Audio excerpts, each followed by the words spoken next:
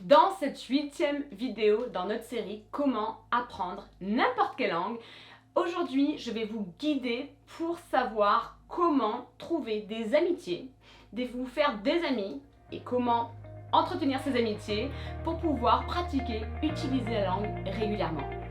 Bonjour, je m'appelle Rachel Deméo de Belter Academy.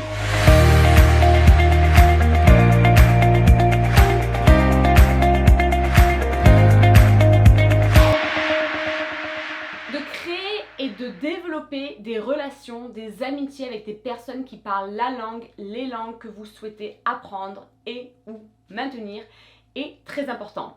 Car vous allez pouvoir utiliser et pratiquer cette langue régulièrement. Et ça fait toute la différence. Donc, je vous encourage à vraiment créer et développer des amitiés avec des personnes natives, et peut-être même pas des personnes natives, mais des personnes qui parlent la langue en question.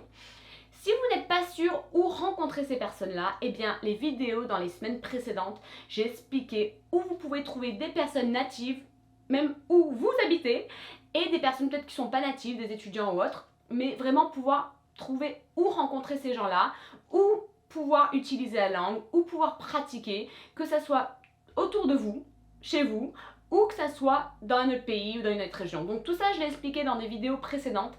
Si vous n'avez pas eu le temps de les regarder, je vous encourage de faire marche arrière, regardez un petit peu les vidéos de cette série-là où j'explique comment les trouver, etc., etc. Après, revenez sur cette vidéo parce que maintenant, je vais vous expliquer comment vous allez pouvoir développer des amitiés avec des personnes qui parlent la langue que vous apprenez. Alors, ce qui est très important, premièrement, c'est de développer des amitiés avec des personnes qui ont des choses en commun avec vous. Parce que c'est vrai qu'en ayant des choses en commun, ça nous pousse déjà à avoir plus de conversations, plus de discussions et pouvoir faire des activités ensemble. Donc vous allez rechercher, quand vous parlez aux gens, vous regardez un petit peu qu'est-ce qu'ils font en dehors du travail, durant leur temps libre, qu'est-ce qu'ils font, quel genre de hobby, de passe-temps. Et vous allez pouvoir garder ça en tête et quand vous dites « Ah bah tiens, cette personne elle a des choses similaires avec moi », ça c'est vraiment génial, parce que du coup vous rencontrez quelqu'un qui joue au tennis et qui parle anglais et vous voulez pratiquer votre anglais, donc là vous pouvez du coup jouer au tennis en communiquant en anglais pendant votre petit match ou votre petit jeu. Et pareil, par exemple, vous apprenez l'espagnol, et bien vous inscrivez dans un club de foot espagnol où l'espagnol est parlé. Et donc vous allez pouvoir communiquer avec des gens qui aiment le foot comme vous l'aimez, mais du coup qui vont vous parler en espagnol. Pareil, ça peut être avec des films, par exemple moi j'aime beaucoup les films d'horreur, peut-être que vous allez rechercher des films d'horreur en allemand et regarder ces films d'horreur en allemand avec une personne qui parle allemand. Donc encore une fois, vous recherchez des choses en commun, que ce soit la musique, le genre de musique, le type de film, peut-être que c'est juste des hobbies, des passe-temps ou quelqu'un qui aime une certaine chose que vous trouvez « Ah, bah tiens, ça c'est une connexion, moi aussi j'ai ça en commun ». Vous allez rechercher en fait les choses que vous avez en commun avec des personnes qui parlent la langue pour pouvoir développer des amitiés grâce à ça. Une deuxième chose, c'est de voir un petit peu le stade de vie dans lequel cette personne est. En fait, même moi qui ai des amis de tous les âges, de toutes les nationalités, de toutes les tailles, et vraiment de tous les stades de vie, c'est vrai que si on observe, si on regarde un petit peu autour de nous, souvent des personnes célibataires traînent avec des personnes célibataires, des personnes mariées traînent avec d'autres couples mariés, ou des couples en général.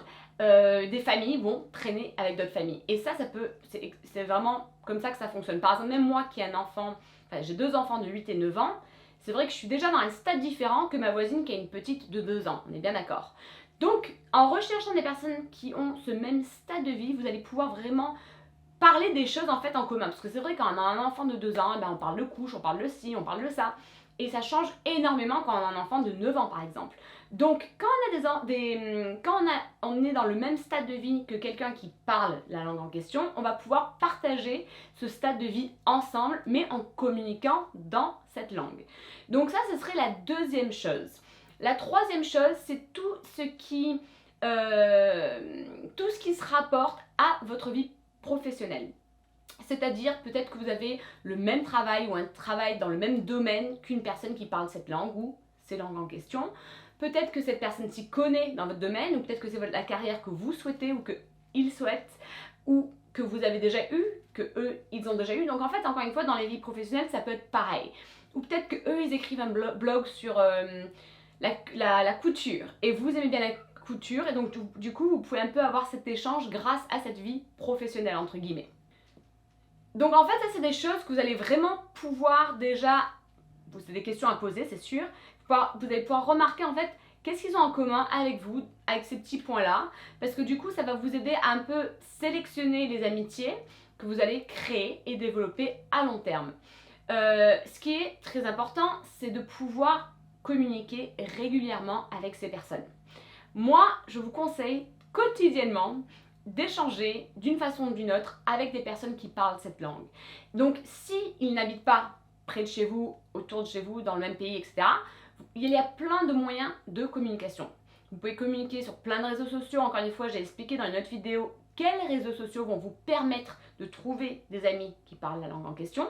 Mais après, une fois fait, vous allez pouvoir communiquer à travers ces réseaux sociaux, Facebook ou autre. Puis même par exemple, si vous n'êtes pas sur le même créneau horaire, vous ne pouvez pas tout le temps faire des appels en visio ou des appels téléphoniques, eh bien, avec des applications telles que WhatsApp ou quoi, vous pouvez vous enregistrer des messages ou bien vous pouvez écrire un petit texto, la personne répond quand elle pourra et vous répondrez quand vous pourrez. Donc en fait, du coup, ça vous permet de pouvoir échanger un peu à votre rythme sans avoir la pression de devoir répondre immédiatement. Donc si la personne n'habite pas près de chez vous, que vous ne pouvez pas vous voir, c'est vrai qu'il y a plein de moyens qui vont vraiment vous rapprocher. Encore une fois, vous pouvez faire des appels visio, vous pouvez envoyer des textos, faire des messages à l'oral comme ça que vous enregistrez, que vous envoyez. Vous pouvez vraiment écrire des textos, des mails, enfin il y a vraiment plein de moyens différents s'ils n'habitent pas là. Encore une fois, essayez de le faire tous les jours. Si vous n'avez pas vraiment beaucoup d'amis qui parlent la langue, eh bien c'est vrai que ça va être, vous en aurez par-ci par-là. Mais c'est vraiment tous les jours de communiquer avec cette personne ou ces personnes dans la langue que vous souhaitez apprendre. Après, quand vous avez plein d'amis, eh ben, ça vous devient très facile parce que du coup, vous alternez avec qui vous allez communiquer pour pouvoir pratiquer cette langue.